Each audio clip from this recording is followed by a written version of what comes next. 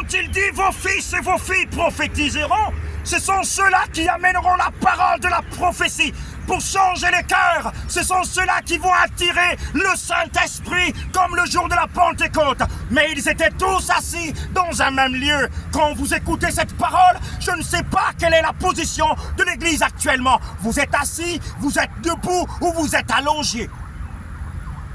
Dans un même lieu, la même pensée, la même vision. Il y a certainement plusieurs prophètes qui sont en train de prophétiser. Je ne vous ai pas dit de m'appeler prophète parce que je suis un fils de Dieu. Je disais tantôt que mon nouveau nom est fils de Yeshua, fils de Jésus-Christ. Parce que dans les derniers temps, le Seigneur ne viendra pas pour les prophètes. Non, les évangélistes et les docteurs. Il viendra par la bouche de fils.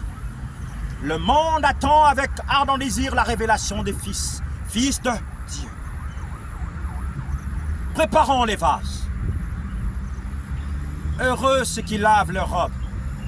En réalité, le jour de la Pentecôte, ils étaient tous au même endroit. Les femmes assoiffées et les hommes assoiffés de Dieu. Qui, ce jour, quand ils entrent dans la chambre haute, c'était un lieu éloigné où ils avaient peur de la mort. Ils s'étaient cachés tous les 120 dans un même lieu en train de soupirer après Dieu. Certainement, ils priaient à voix basse parce que personne n'entendait l'écho de leur voix. Mais le jour où il y avait le tout à coup, c'est le jour de la Pentecôte.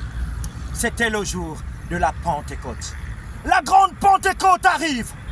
Je ne sais pas si tu es assis avec ceux qui cherchent le Saint-Esprit. Je ne sais pas si tu réalises que le Seigneur de gloire était venu sur la terre en lavant les pieds des apôtres, lavant les pieds des disciples, leur prêchant la parole. Et il va leur dire, déjà vous êtes purs à cause de la parole que je vous ai annoncée. C'est moi la parole, c'est moi qui vous annonce les choses cachées. Mais il fallait qu'il monte au ciel et qu'il envoie le Saint-Esprit. L'Église d'aujourd'hui a besoin du Saint-Esprit. Les hommes et les femmes, la génération après nous, ont besoin du Saint-Esprit. Nous devrions chacun pour sa part soupirer après la venue du Saint-Esprit. C'est pas d'abord le Seigneur de gloire qui vient, parce que s'il vient aujourd'hui, c'est sûr que la porte de plusieurs personnes sera fermée. Parce que s'il vient aujourd'hui, il n'y aura que quelques sages qui auront de l'huile dans leurs lampes et d'autres seront en train de s'amuser. Regardez l'atmosphère, regardez la situation du monde aujourd'hui. C'est une folie quand on ne comprend pas les choses de Dieu. D'autres ont des yeux mais ils ne voient pas. Ils ont des oreilles mais ils n'entendent pas. Dieu est déjà là. Le règne de Dieu est sur la nation gabonaise. Certainement vous regardez Gabon, c'est Gabaon. C'est ici le sang d'Abraham. Et le dernier réveil mondial est déjà là. Personne ne peut l'arrêter. J'ai dit personne ne peut arrêter ce réveil qui a déjà démarré. La seule chose que tout le monde peut faire, c'est de se repentir. Se repentir chacun pour sa part.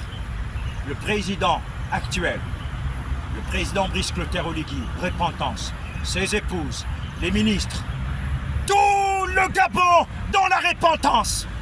Chacun pour sa part doit examiner sa propre vie et se dire